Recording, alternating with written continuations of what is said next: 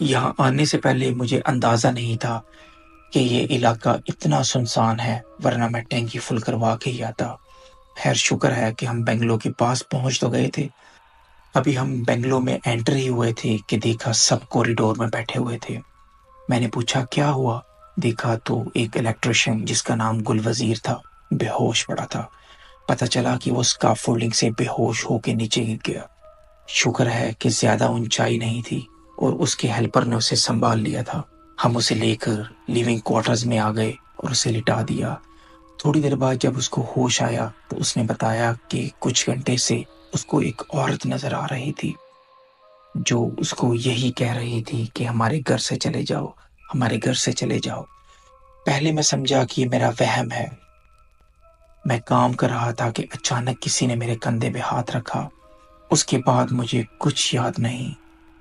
ہم نے اسے پانی وغیرہ پلایا اور کہا کہ آج تم ریسٹ کرو، تم شاید تھک گئے ہو، اور دوسرے الیکٹریشین کو کہا کہ ہمیں ایکسٹینشن لائٹس بنا کے دو، کیونکہ بنگلو کے اندر لائٹ اور وائرنگ ابھی کمپلیٹ نہیں ہوئی تھی اور ہم نے لیٹ نائٹ تک کام کرنا تھا، تو اس لیے ہم نے کچھ ایکسٹینشن لائٹس بنوائی تاکہ ہم دیر تک کام کر سکیں اور بہت نواب کے اگلی دفعہ آنے سے پہلے کچھ پروگرس تو دے سکیں۔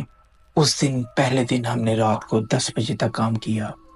آج سوچتا ہوں کہ پہلی غلطی تو وہاں جانا تھا، لیکن دوسری اور سب سے بڑی غلطی وہاں مغرب کے بعد کام کرنا تھا۔ اس رات کو جب کوارٹرز میں آ کے سب سو گئے تو اچانک میری آنکھ کھلی۔ مجھے یوں سنائی دیا کہ جیسے کوارٹرز کے باہر کوئی پیدل چل رہا ہو اور تیز تیز چکر لگا رہا ہو۔ میں جلدی سے اٹھا اور کمرے کی کھڑکی سے باہر دیکھا، لیکن وہاں کوئی نہیں تھا۔ باہر ہلکی بارش ہو رہی تھی۔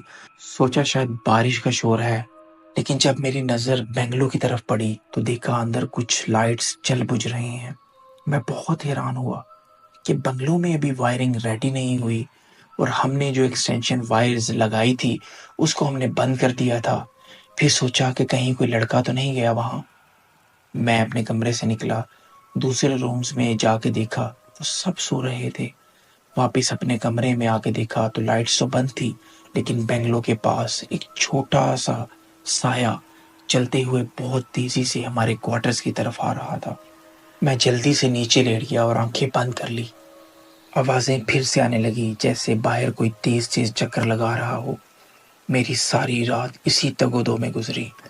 صبح جب ہم واپس اندر بنگلو کے کام پہ گئے تو دیکھا کہ ہمارے ٹولز جہاں ہم نے رکھے تھے وہاں نہیں،